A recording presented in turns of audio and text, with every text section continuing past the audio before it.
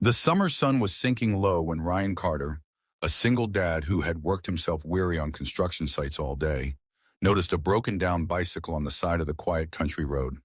His old pickup groaned as he slowed to a stop. Sitting beside the bike was a woman in neat office clothes, her hands stained with grease as she struggled with a stubborn chain. Ryan sighed, glancing at the clock on the dashboard. His daughter Emma, would be waiting for him at home.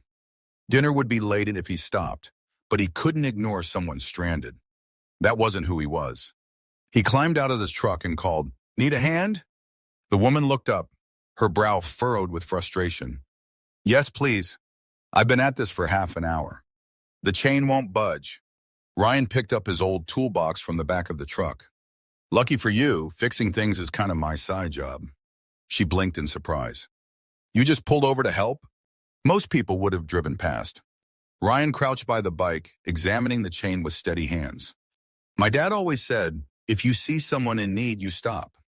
Doesn't matter who it is." The woman stood back and watched as he worked. His shirt was faded from years of hard labor, and his boots were covered in dust. But there was something steady about him. His hands moved with quiet skill, confident and practiced, as though he'd fixed 100 broken things before this one. "You're good at this," she murmured. Ryan gave a half smile.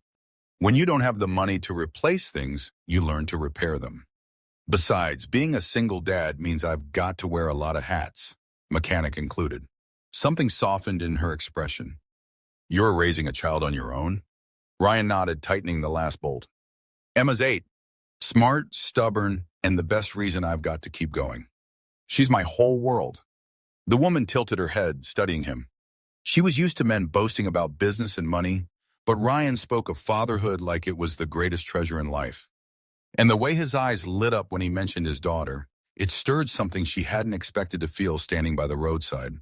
Within minutes, the bike was fixed. Ryan stood, wiping his hands on a rag. "There you go. Shouldn't give you any more trouble." The woman tested the pedals and smiled in amazement. "That was fast. I didn't even ask your name." "Ryan Carter," he said, offering a rough but warm handshake. "And you?" "Isabella," she replied softly. "Well, Isabella," Ryan said with a small grin, "ride safe. This road gets pretty quiet after dark." She hesitated, then pulled a wallet from her bag. "At least let me pay you for your trouble. You saved me a long walk."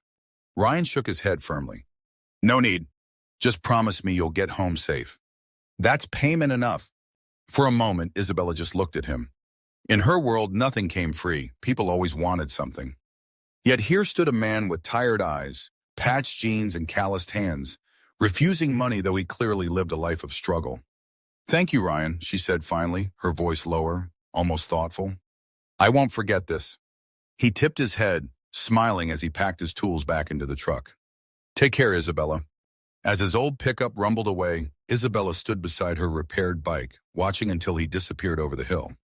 Ryan had no idea that the woman he had just helped was Isabella Moreno, a millionaire who owned half the real estate in the city. She was used to being recognized, treated differently because of her wealth, but this stranger had seen none of that. For the first time in years, someone had looked at her not as a millionaire, not as a businesswoman, but simply as a person in need. And that, more than the fixed bike, was what truly stayed with her. Bah! That night, Isabella lay awake in her luxury apartment, staring at the ceiling. The memory of Ryan's kindness refused to fade. He hadn't wanted her money, hadn't tried to impress her. He had simply helped. By morning, her mind was made up. She needed to see him again. Instead of heading to her glass-towered office, Isabella retraced the country road. She didn't spot his truck, but at a nearby gas station, she asked about him. The clerk, an older man with a sharp memory, nodded. "That'd be Ryan Carter. Hard-working fellow. Lives a couple of miles down on Oak Ridge Lane with his little girl. Doesn't have much, but he's a good man." Later that afternoon, Isabella drove herself to Oak Ridge Lane.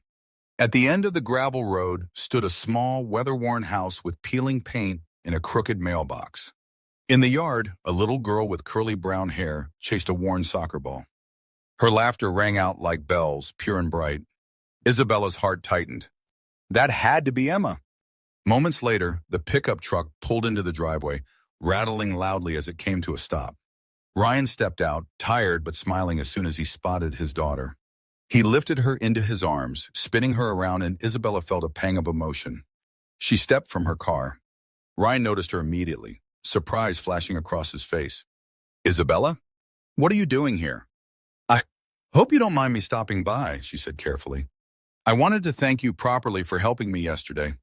You already did, Ryan replied kindly. No need for more. But Isabella wasn't leaving it at that. She looked at the peeling paint of the house, the rusted mailbox, the worn-out truck. Then her gaze shifted to Emma, who hid shyly behind her father. I don't think a simple thank you is enough, Isabella said softly. You helped me without asking who I was, without expecting anything. People don't usually do that for me. I'd like to do something in return. Ryan frowned slightly. I don't want charity. This isn't charity, Isabella assured him. It's gratitude. From one person to another. Bah!